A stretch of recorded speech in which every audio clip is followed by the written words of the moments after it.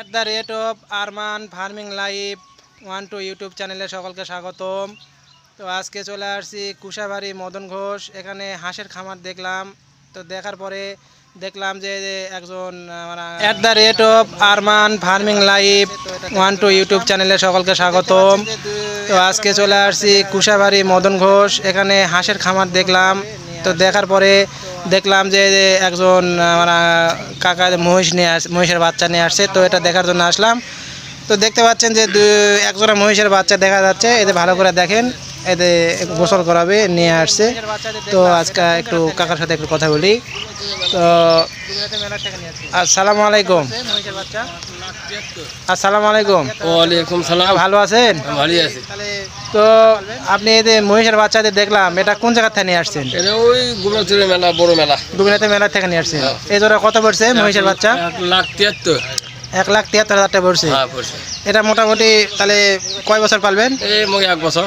1 বছর পালার পরে মোটামুটি কত লাভ হবে? ওই মুখে লাভ হবে 3 লাখ থেকে 4 লাখ টাকা হবে। বাচ্চার দিয়ে 1.5 লাখ টাকা থাকবে। হ্যাঁ, এটা কয় মাস যাবত এই ব্যবসা করেন? এটা মুখে 30 বছর হয়ে গেছে। দীর্ঘ 30 বছর যাবত এই মহিষের ব্যবসা করেন। কিনেন বিক্রি করেন, বিক্রি করেন, এই তো। হ্যাঁ, আচ্ছা, এর পাশাপাশি কি অন্য কিছু করেন? হ্যাঁ, মুখে দেখি সবাদ করি। কৃষি আবাদ করেন। তো এদের দেখতে পাচ্ছেন মহিষ, দেখেন এদের সুন্দর করে দেখায়। খাচ্ছে দুইটাই মহিষ। তো কৃষি আবাদও করে। তে আমরা মনে করি কৃষি মানে শুধু ধান। কৃষি মানে শুধু ধান নয়, কৃষি মানে মাছ চাষ, ধান চাষ বা ছাগল খামার, ওই মাছও চাষ করে এনি। ছাগল খামার বা যে কোনো খামার হতে পারে। তে দুঃখজনক হলে এটা সত্য, বাংলাদেশে প্রায় শতকরা 80% লোক কৃষির উপর নির্ভরশীল, কিন্তু সরকার এই কৃষি সেক্টরে কোনো গুরুত্ব নেয় বললেই চলে। 20% লোক হয়তো ব্যবসায়ী বা চাকরিজীবী। তো কৃষি যদি ঠিক থাকে, কৃষক যদি ঠিক থাকে, তাহলে দেশ ঠিক থাকবে। দেশ যদি ঠিক থাকে, সরকার ঠিক থাকবে। এই জন্যই সরকারকে কৃষির উপর গুরুত্ব আরোপ করতে হবে। কৃষক ন্যায্য মূল্য পাচ্ছে না, কারণ তেলের দাম বাড়ছে 30 টাকা, বা সব জিনিসের দামই বাড়তেছে, কিন্তু ধানের দাম নেই। আমরা চাকরি করি কোম্পানির, সেটারও বেতন বাড়েনি।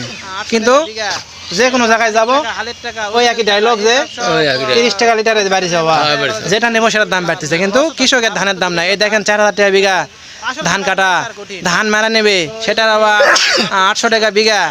এরপর পানির টাকা, হালের টাকা, ওষুধের টাকা, এসব সব কলম খাতা নিয়ে বসলে দেখা গেল যে কৃষক লসত আছে। লাভ তো দূরের কথা, আসল টাকা তোলায় তার কঠিন।